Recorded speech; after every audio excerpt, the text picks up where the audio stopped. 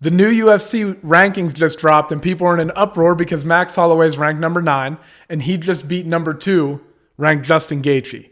Okay, and you would think that he would leapfrog him. And in my head, I'm kind of thinking, well, maybe they're considering the fact that Max doesn't have like a deep history at 155. He lost to Poirier there previously, da-da-da-da-da. But you would think he'd be in the top 5 at the very least after that performance, right? But this got me thinking, how are the rankings actually determined? And if you go to the UFC's official ranking page on their website, there's a convenient little link at the bottom of the page. And if you click it, it gives you a pop-up, right? It says, how are rankings determined?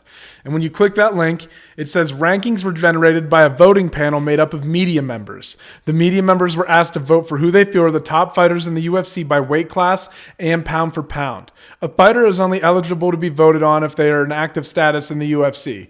There's some more stuff, and then at the end, it lists in, by the way, it's faded out text in a box, but it says the rankings are comprised of media members from the following outlets, and it lists them all, and you think, okay, whatever. But you'll notice that a lot of them are radio stations, all this stuff, and you start digging a little bit deeper into this, and I find a Reddit post that dug into all of these different media outlets and basically on Reddit, of course, and compiled like all this information about them in this post. And the post is titled, Who Actually Makes the UFC Rankings? A Brief Tour of Forgotten MMA Outlets. And this is by SearedEelGone. Again, I'll put a link to everything.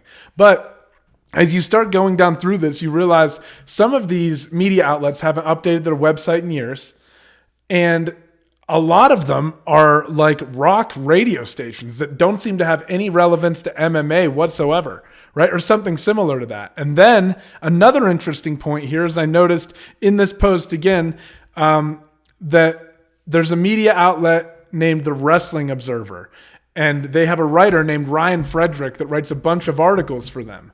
Well, they're voting on the UFC rankings. So this guy, you guys recognize Ryan Frederick? His name's the name that's always popping up on the screen on the tweets during the fights. And you're like, who the hell is this guy? No offense to Ryan Frederick. I don't know him. But like, I'm just saying, like, what relevance does this guy have that his tweets are always popping up? Like, I've never heard of this guy. So you see that and you start thinking, well, okay. So it makes you wonder if there's not a lot of accountability and UFC gets to push a little bit of its influence on these voters, right?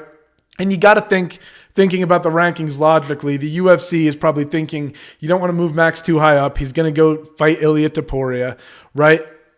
He's going to he returns to 145 and he's going to mess things up at the top of 155, and it's better to promote number 3 versus number 4 and not have Holloway in the middle of all that if you can just kind of keep him down below the noise. But they were nice enough to put him in the top 10. I mean, they knew he had to get recognized. But again, to me, it just opened up this kind of like wormhole where you start digging down and realizing how fucked the rankings actually are, and that the UFC probably has a lot of influence over these media outlets, and you're promoting this one guy's tweets all over the screen. You don't think that's influencing him to be biased in any sort of way? You know what I mean? I'm just saying this opens up some like interesting fucking speculation to me, but I'm just saying this might be evidence that we shouldn't put so much fucking stock into the rankings that we're seeing displayed.